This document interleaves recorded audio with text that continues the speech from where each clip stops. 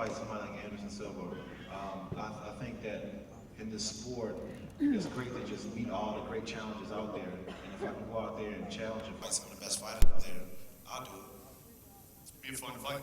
It will be a fun fight. I mean, because you watch Anderson on TV. I'm a big Anderson fan. I love watching Anderson. Anderson, he gets loose. And I want to watch, like, man, I wonder how that'll be to match up against somebody like that. You know? It was crazy in Brazil. It's like it's almost like he flipped the switch and said, all right, I'm done with this guy. It's over. Like, you know, he took it around, and then he, like Joe said, then he gets mad.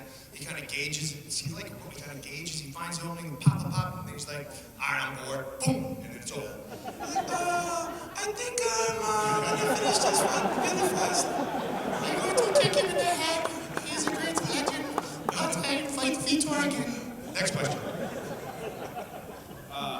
Who's the more challenging fighter? If John Jones wins for you in your skill set, who do you think that you'll have a harder time fighting? I would say John because he's more diverse in some of the stuff that he brings, and when we used to practice, we used to battle. So I mean, it'll be tough because he got that little extra edge, because we got that history together. So do you got Jones in this fight? I mean, I don't really care who wins, to be honest. I had a feeling. I got a feeling. I know y'all sound crazy. I got a feeling. I think that Rampage is going to pull it off. I don't know why. I just got a feeling. All right. Thank you. I never make predictions, but what he said. Next question over here. Hey, sir, I have a question and a comment. The first question kind of piggybacks off the gentleman in front of me. Excluding champions, if you could move up to heavyweight or move down to middleweight, one guy that you want to fight, excluding champions. I was just looking at him thinking, could you go 85? So I'm thinking how long John is, and I'm looking at Rashad, he's a normal sized human being. If I was to move up in weight class, I would want to fight Cain Velasquez because he's not that much bigger than me, so I'll fight Cain. If I was to move down. And let us not forget, he was the heavyweight winner of the Ultimate Fighter. I understand. I was a little chubby there too. I'm almost there right now. Not so much. But if I was to fight light middleweight, I'd probably want to fight somebody like Anderson Silva. So you go for the top notch, I understand. That is a comment. I've had the privilege of watching you fight twice. Once against Liddell, once against Thiago Silva. I bet against you both times. I'm going to be flat out honest. Well, you should keep betting against me because you're good luck. What I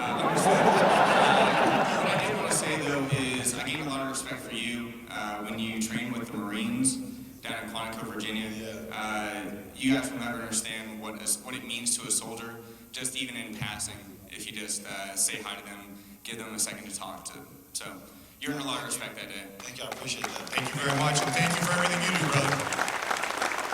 Next question. Hey, Rashad, I'm from Albuquerque, New Mexico. Once this thing goes down with you and John Jones, it's over with. Will you ever come back to Albuquerque and train with the Jackson camp? No, I don't think I'm gonna ever train back at the Jackson camp, but I will go back to Albuquerque. I'll go to meet one at Keith's gym, but I don't know, man. The things at Jackson's camp, things are just different now.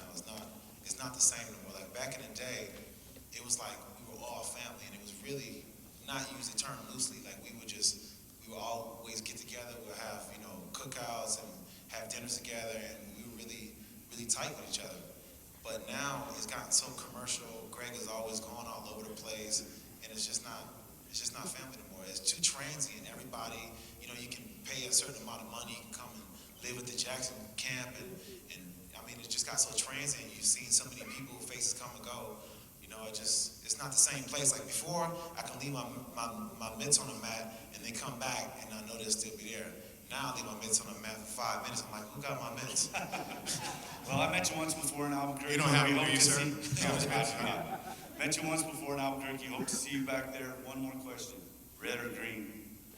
Green. Thank you. They always say in life everything happens for a reason. You have never been in better shape than you were for your fight with Tito, and there's one reason for that. Mike Van Arsdale. Yeah. He's sick. Yeah, Coach Mike Van Arsdale, he was with me since Albuquerque. He's been with me almost every single fight since Jason Lambert. He only missed 2 fights, but he's been there. He's been there, and he knows me really well. And he was yours 24/7 for this camp. Yeah, right. Yeah, and that's what it's about. It's about finding a coach who can reach you and talk to you, because training is hard work. And there's days where I wake up and I'm just like, I was like, dude, I hate this. And I would like complain. I'd be like wanting to cry, and I'm like, you know. And then Mike would be like, hey, Az, you know what? Here's what's gonna happen. You're gonna get up. You're gonna wash your mouth out and get something in your stomach, and you're gonna get to practice. And he's all grabbing. I'm like, all right, man, but that's what you need. You need to have somebody who's able to talk to you and push you and let you know when it's time to get to work, and that's what Van do for me. That's what my buddy Jason Bress, who's in here somewhere. Where's Jason hiding from Jab Fitness at home? Except I just leave. I just get in my car and go. I just have to hold the mic. Which question over here? Go ahead, sweetie.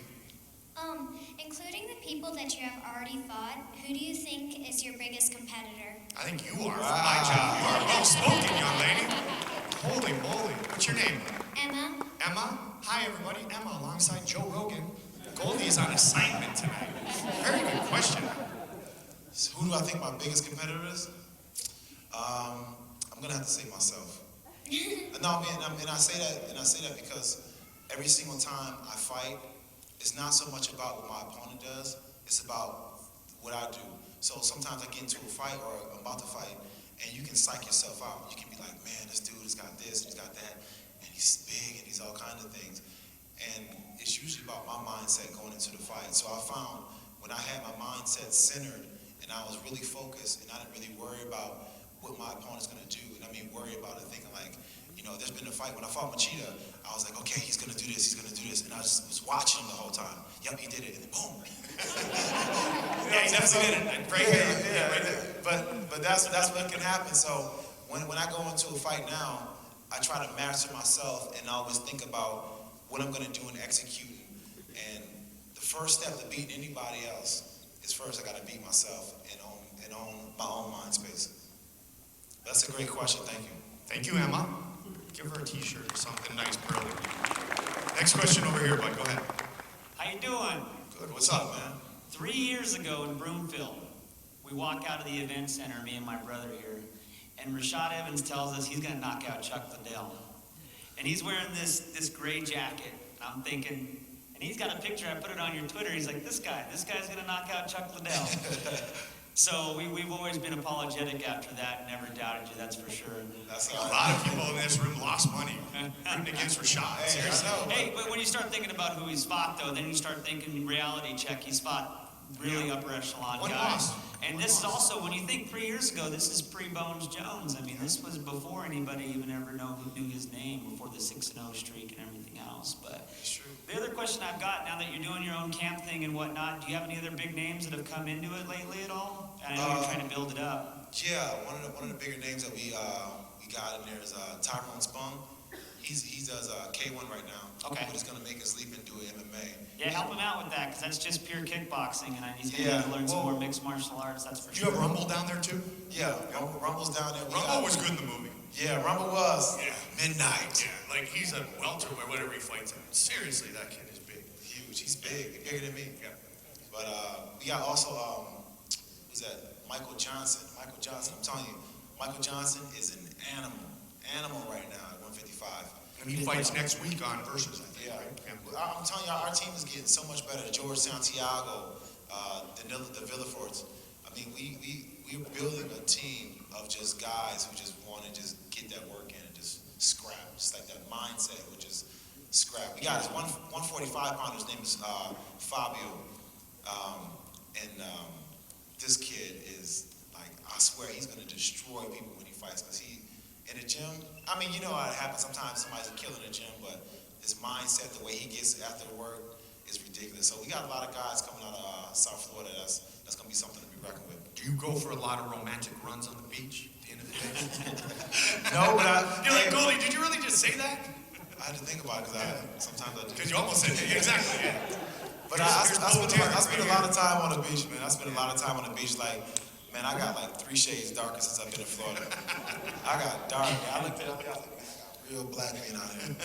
But I love the beach. When I go to the beach and just sit in the chair and in between practices and just relax and just wait for my next practice. And it's amazing being out there. I was just wondering if you still had that gray blazer. Because you weren't making as much money back then as you were now. Have you seen his wardrobe now? This guy's got a custom-made suit. I probably still got it, because I Yeah, never throw see? anything away. Oh, really? Yeah, You want my address? You want to buy that? Thank you very much, bud. Thank you. Next question this side. First, Rashad, I just want to thank you for shutting up that loudmouth Tito Ortiz. Thank you. And now I just want to ask you, what are your predictions on the Hughes-Koscheck fight? That's a tough one. Man, last time I went against Hughes made me look like an idiot. I was like, man, Hughes is going to get destroyed by Almeida, and then he ended up knocking him out and knocking him down and then submitting him. So it's hard. It's hard to pick this one. You know, Koscheck is coming back after his loss against George St. Pierre, and you never know how getting jabbed to death, because he got jabbed to death in that fight. He got jabbed so bad, his face like almost fell in. So it was bad. He literally couldn't raise his heart. Like, he had to stay. He couldn't fly, so they drove to Boston from Montreal to have surgery. And then I saw him about 3 months later in England, and he said he still wasn't able to train because he couldn't get his heart rate up at all because of the pressure that it put on the orbital socket. So yeah, so it's gonna be interesting which Koscheck comes back. You know, if it's a Koscheck that comes back pre-GSP, then Matt Hughes got his problem on his hand. But if it's one who's a little bit tentative and afraid to exchange, then I like Hughes to catch him with, you know, maybe something. But if I'm just gonna go like pre-Koscheck and not overanalyze this too much like I'm doing right now, I'll say Koscheck. it's like when we have on our pregame show, you kind of break it down like Rashad does. You can see he's TV savvy. Keep going. You go for like 3 hours. I'm paying for you. Say nothing. I don't know who does that. Who does that? Thank you very much. I think it's a tougher matchup than Diego, though, just because of the wrestling of Koscheck. Well, Diego is. I'm gonna tell you about Diego. Diego is something else. Yeah. Like even in practice, like when I go, I'm like I'm a bigger guy, and I'm like, okay, I'm always careful when I go with guys that are smaller than me. But when I go with Diego's like this. He's all pumped up. I'm like, Diego, we're just warming up. And I'm like, yeah. He's like, yeah. So we warmed up, then Yes! boom. I'm like, Diego. Okay. So then I ended up fighting with Diego hard, and I was just trying to warm up with him. So you got to be careful. Diego is tough, man. Yeah. He's wild. Hopefully he'll be healthy soon. Next question. What's up, Rashad? What's up? I'm curious, in the Tito fight, you hit him with a strong knee. Do you plan on implementing more of a tie clinch and using your knees more? Yes, I plan on. I've been working a lot with the tie clinch and the knee, and working on my whole Muay Thai game. I had this guy in my camp, the Georgians, and that's all we would do. Like we would come to practice, and that's all we would do is do the clinch knee. He'd be like, the clinch, high shot, clinch, high shot. Anderson Silva's brother? Yeah, actually, he used to train Anderson Silva. There you go, yeah. Yeah, so that's all we did was just clinch and knee for months. Well, Tito, I talked to Tito after that fight, and he said when you threw that knee, he said he went to breathe and he couldn't. It just froze his body. So obviously he worked the knees great. But he said, I wanted to fight him. Like, he hurt me, but it was like my chest, it felt like he caved it in, and I just, and that was it. Rashad finished it from there. So. You know, I was getting kind of upset, man. You know, have you ever had a dream like where you're hitting somebody and they don't like seem to be getting hurt, and you just like get more and more frustrated?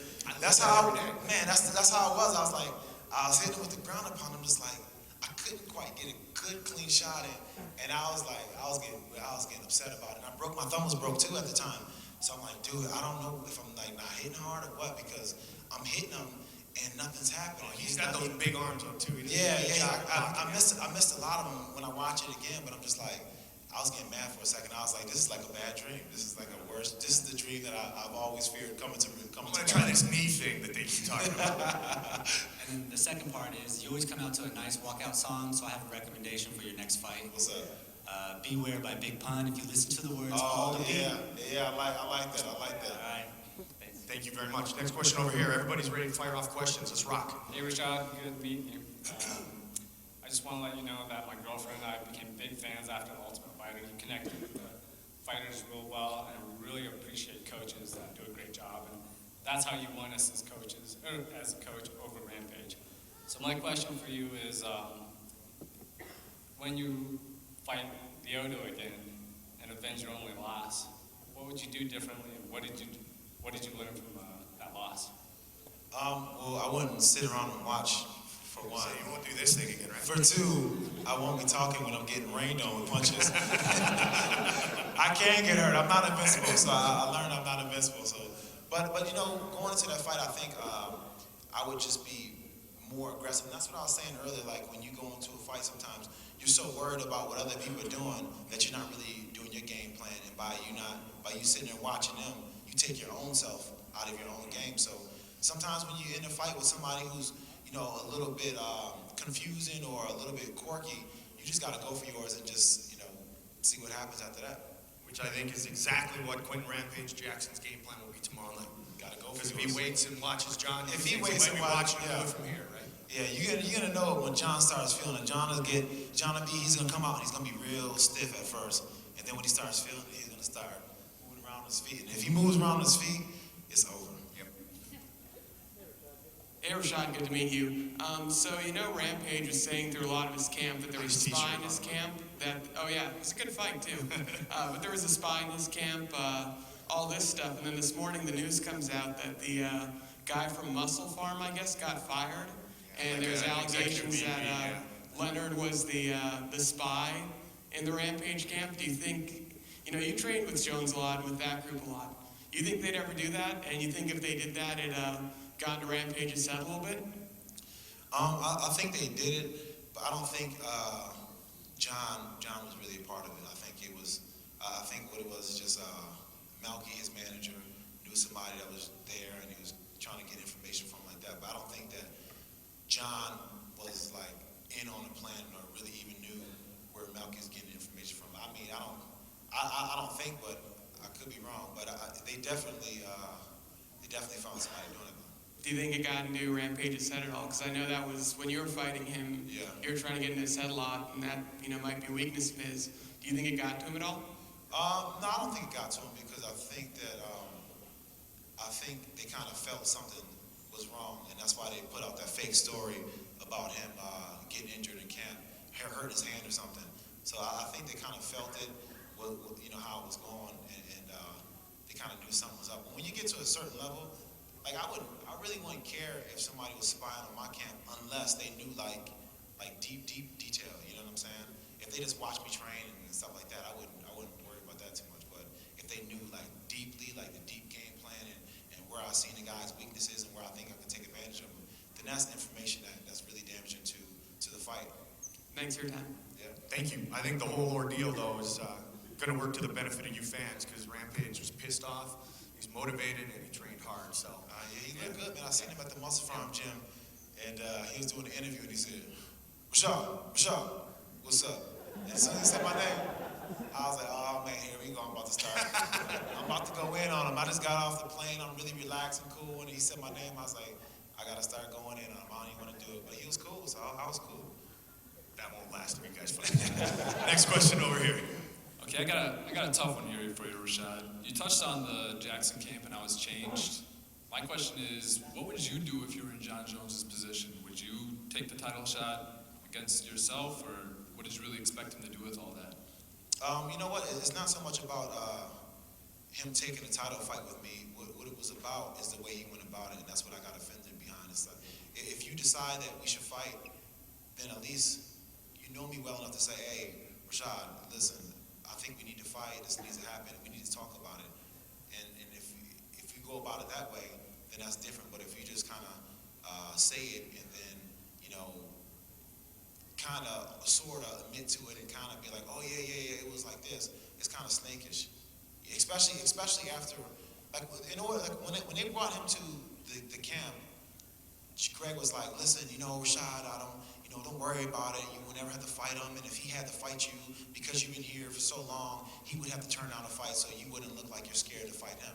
That was the rule going into it, and I was like. So do you blame that more on Jackson, or do you blame it more on John Jones?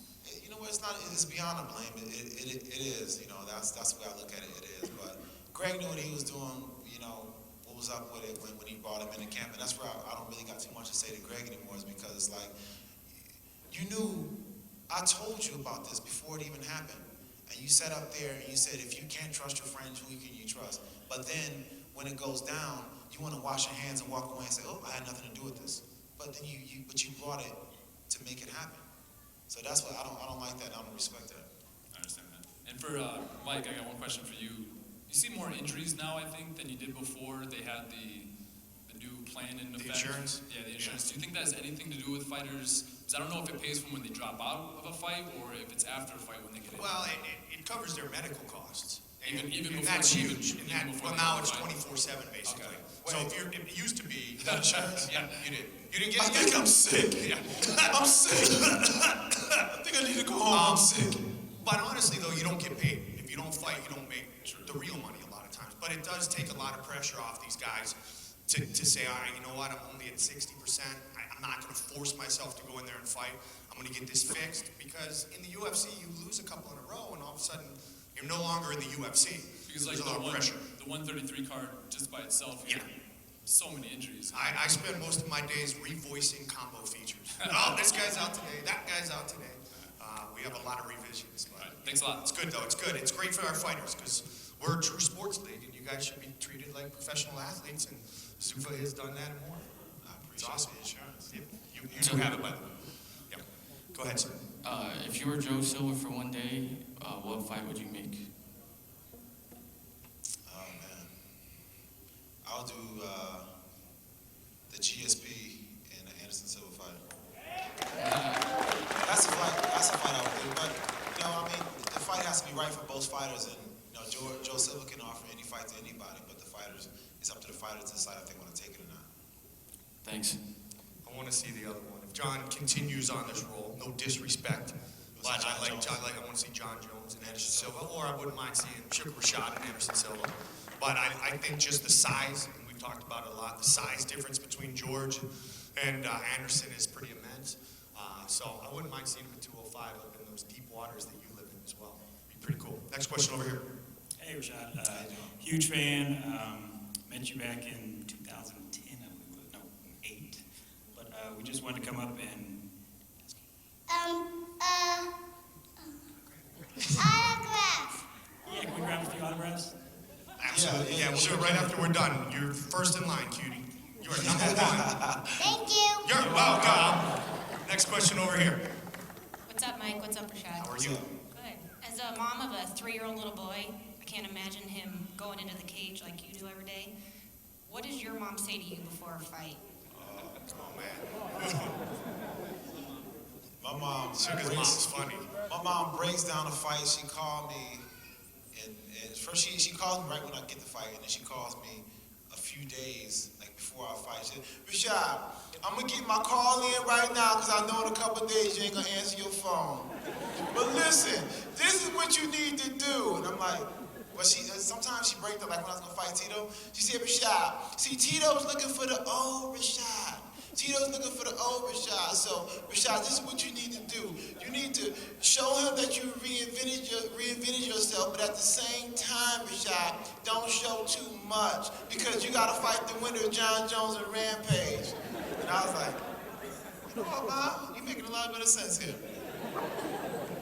Thank you. Thank you very much. She sounds exactly like that, too, don't you? Yeah. Next question over here. Yo, Rashad, what's up? I'm a big friend of Fareed, and I know that he went up there to train you. I just want to know, like, what role did he play in helping you beat Tito? Fareed was, Fareed lived with me when he came down and helped me train. So we would train all the time. So if we were always watching fights and stuff like that. So he'd like, okay, you know, we work on combinations and stuff like that. But Fareed was very instrumental in helping me with that fight, with my stand-up and everything, my movement, creating angles and things like that. Because Fareed is all about angles. So he was helping me all of my ankles and stuff like that. For sure. I was training with him before he went to train with you, and I haven't seen him ever since. Okay, I'll tell him to holler at you. What's your name? I'm Blackness. I don't know. I know he's For real, what's your name? Blackness. Blackness? Yeah, Kevin. Blackness. That's my fighting name, you know. I knock fools out. Yeah, I didn't think you were boarding mom. Blackness. Oh, that's beautiful, honey. Yeah, let's do that. For sure, thanks. All right, Kevin Blackness. Next one over here, please. Rashad, Mike, what's up? How are you, buddy? What's up, man? Hey, my name is James. I'm from Wyoming. I'm here with my wife. She's up in the front. All right. Hi, wife. Not a whole lot of people in Wyoming, but we got great fans, man. We love the UFC. Hey, like a lot of fans, we all have our favorites or whatever, but first and foremost, I'm a fight fan. So I love being here, love listening to you guys, and I appreciate you taking some time today. Our pleasure. Man, thank you. I appreciate that. Hey, a couple of questions. First off, this is from my buddy Ethan back in Wyoming.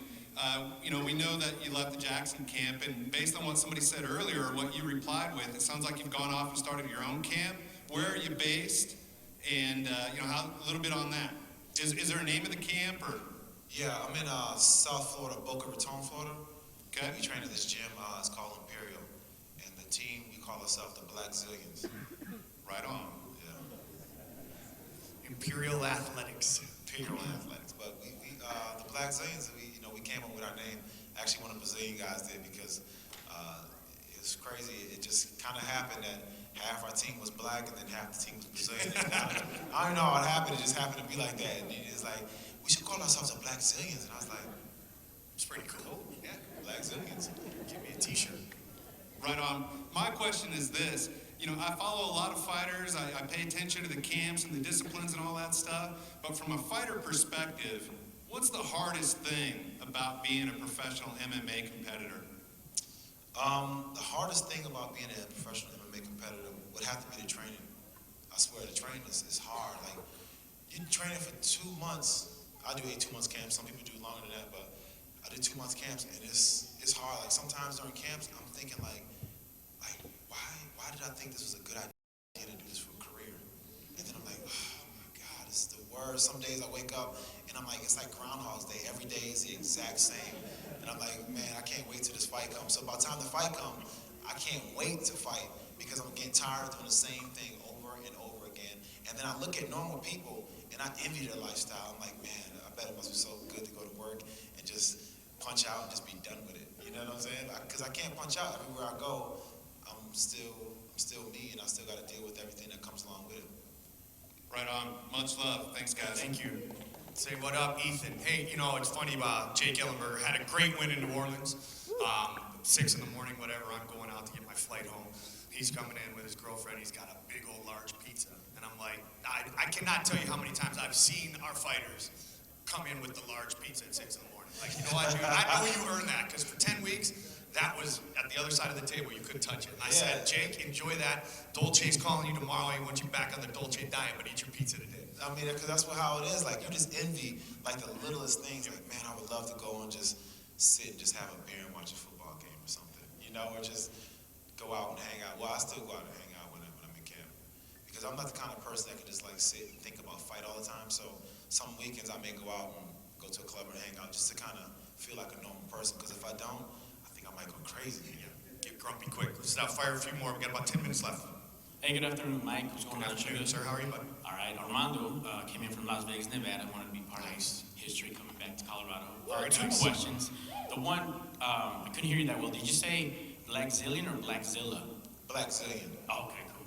Combination. Because you started with Brazilian, and then it didn't work. I was trying to do it up here and be clever, but it doesn't work. So, yeah. Rashad, with and also Mike, with at the end of the year, they're putting together some pretty interesting Strikeforce / UFC fights with Kung Lee taking on Vanderlei Silva, and with Dan Henderson. And those coming back. Can't wait. Yeah. How do you guys feel about that? And more specifically, Rashad, regardless who wins, you get the winner tomorrow. Let's say you win, and Henderson being a former champ, any interest in you taking on Dan Henderson, 205 Strikeforce champ, UFC heavy, 205 champ? Yeah, I would love to fight Endo if that was the opportunity came up. You know, like I was saying earlier, I think it's all about fighting the best people out there, and whatever combination the UFC throws together, I'm with it, man. You know, because I don't know how long I got to fight. You know, my next fight may very well be my last one. So, you know, why I'm still able, you know, why I still am blessed the way I am to fight. Why not go out there and fight the best competition? I forgot about Hendo coming back when I was talking about all the great It's about to get sick. Because Strikeforce got a lot of got a lot of tough guys at 205, so it's about to get really thick in 205 weight class. Thanks, guys. And Thank you very much. Thanks for coming out. During the biggie track for your montage, that was tight. Yeah, that went pretty hard. Thanks, bud. Next question over here. First of all, I want to thank you back for coming to Denver, Colorado. Great to be here. Thank you. And I've been following you, Rashad, since you were on The Ultimate Fighter. And I need to see if you can sign my glove for me so I could put you with Royce Gracie and Matt Hughes, some of the best fighters. Okay, cool. I'm in good company. Yep. Come on up. We'll fire off a question while we do that. Go ahead. Hey, Rashad, I was going to see what you thought about your guy, Daniel Cormier, fighting Bigfoot.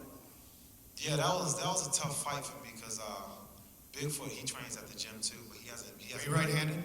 Yeah. This is going to be the worst autograph ever. Hold on one second.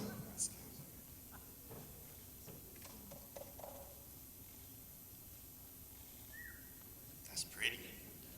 Nicely done. Here you go. Now, like I was saying, that was a tough fight. You're welcome. That was a tough fight for me because I trained with Bigfoot, and me and Bigfoot became close, training over there at Imperial. But me and DC, we go back since college, so it was hard for me. But I have to say I was very impressed with DC because when DC first started fighting, he came down to Grudge and trained with me to help me get ready for Thiago Silva. And at the time, it wasn't like great work because he didn't really know how to fight. So it's crazy to see how much he's gotten better since the Thiago Silva fight to now. I mean, his learning curve is ridiculous. But I knew he was a fast learner then because I would show him something and then he'd be able to do it perfectly the next time that we were training together. So I'm just like, man, that dude is like a sponge. And to finish up, I was just going to see if you could fight anybody from Strikeforce, who would it be? It gotta be Hendo. Gotta be Hendo. We may see that someday soon. Thank you. Yeah. Next question over here. Rashad, what I like best about you is you're a loyal person, especially with Keith Jardine. You always stood by him. It was always good watching that friendship develop. 2 quick questions. What will it Could have take? been a good soap opera, you and Jardine walking around. No. What will it take to squash that beef with John Jones? I ain't gonna squash it. I don't want to. Yeah, I mean, at the end of the day, maybe one day the beef will be squashed, but for the most part, I don't know. I can't really say.